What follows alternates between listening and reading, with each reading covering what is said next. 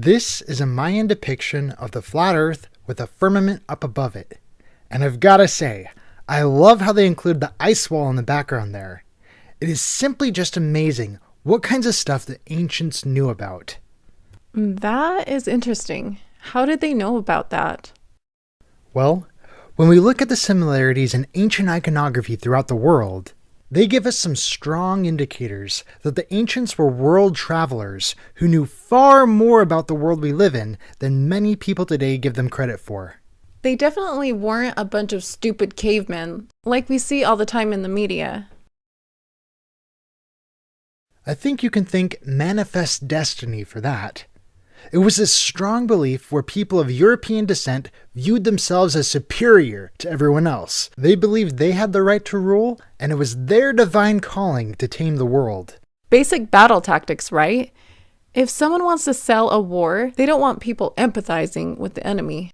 So they try to smear them as much as possible with all the propaganda they can.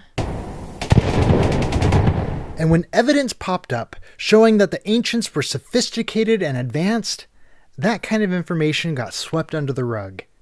We were the first people to travel the world, not them! That is preposterous!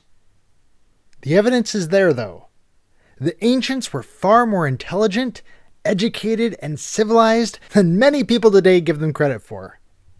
So concerning the firmament, last time we talked about it, we mentioned how we were able to detect it by throwing nukes at it. This has many people asking, are there any other ways we can detect the firmament? Absolutely, absolutely. Just like throwing a water balloon at a glass window is not the only way to detect the glass window. We can't do it with sound though, because the atmosphere up there is so thin.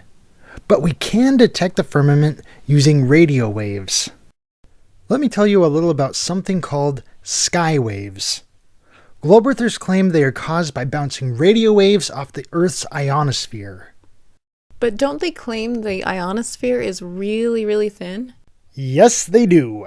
They claim it is so thin it can't burn anything, even though its temperature is really high.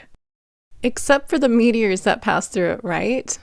That is one of the many globe Earth contradictions.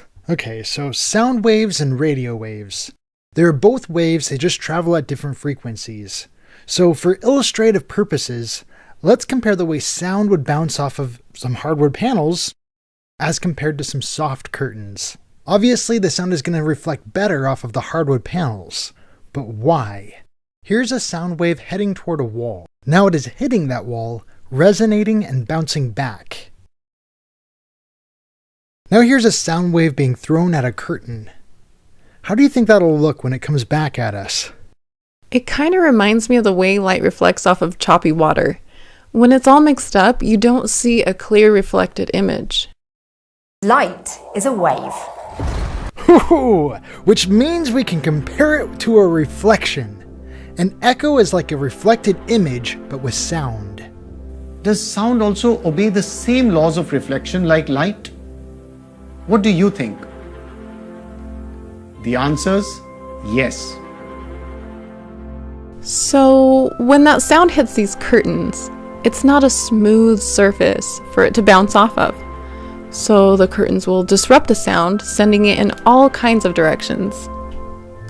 And because they are nowhere near as dense as the wood, more of that sound is going to pass through them and get absorbed by the fibers, in comparison to the hardwood, which will reflect sound waves really well.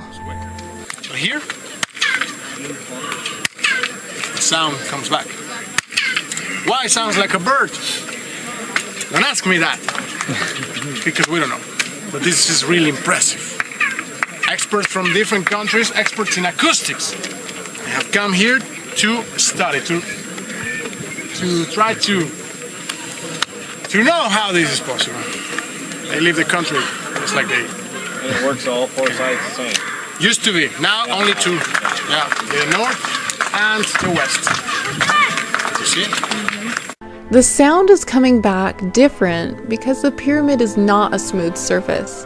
The surface varies. It's closer to you on the bottom and farther away at the top. All of the steps and texture factor into the way it sounds. Okay, So here's a really sparse ionosphere. How reflective do you think those particles are going to be? Nowhere near as reflective as the pyramid, that is for sure. But in a similar way, some of those particles are going to be closer to the ground than other ones. Especially when the ionosphere is said to extend for about 600 miles. I'm just imagining the top of that pyramid being 600 miles away. If you were to try and bounce radio waves off of particles that far apart, that would create an extremely disrupted signal, if it is detectable at all. Yet they claim ham radios are able to work by bouncing radio waves off of the ionosphere, and you're able to get a clear enough signal to be able to recognize someone's voice. They even claim you can bounce TV signals off of the ionosphere and be able to get clear enough signals to be able to recognize someone's face. Take notice of how it says here that a distant VHF, FM, or TV station can sometimes be received as clearly as a local station. That is a pretty darn good reflection. Yeah, it makes no sense on the globe model, but it makes perfect sense with a solid surface. This message has been brought to you by the Flat Earth Institute of Science. Thank you all for watching.